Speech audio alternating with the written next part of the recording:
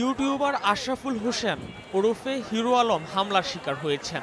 হামলাকারীরা তাকে কিলঘুষি মারার পর চ্যাংদোলা করে বগুড়া আদালত প্রাঙ্গণে বের করে মারধর করেন। পরে তাকে কান ধরে ওঠবোস করানো হয়। তিনি বগুড়ার সিনিয়র জুডিশিয়াল ম্যাজিস্ট্রেট আদালতে মামলা করে বের হওয়ার সময় এজলাস কক্ষের ফটকে হামলার শিকার হন।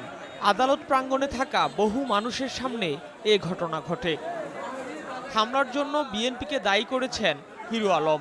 তার অভিযোগ, তার উপর হামলার নেতৃত্ব দিয়েছেন বগুড়া আদালতের আইনজীবী সহকারী সমিতির কার্যনির্বাহী কমিটির সদস্য রনি সরকার।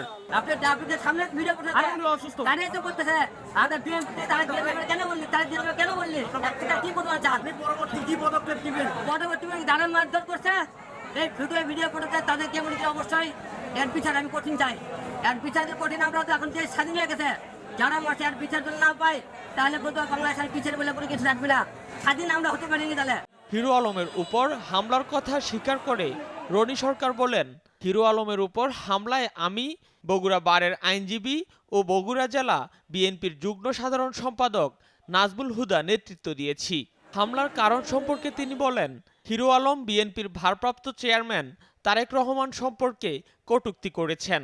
দলের যুগ্ম মহাসচিব রুহুল কবির রিজভির বিরুদ্ধে মামলা করেছেন। এই কারণে তাকে আদালত প্রাঙ্গণে গণধোলাই দেওয়া হয়েছে।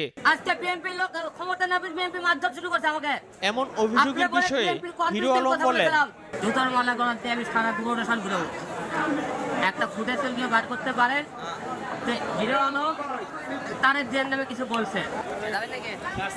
স্থানীয় লোকজন আহত অবস্থায় হিরো আলমকে উদ্ধার করে বগুড়ার শহীদ জিয়াউর রহমান মেডিকেল কলেজ হাসপাতালে পাঠান।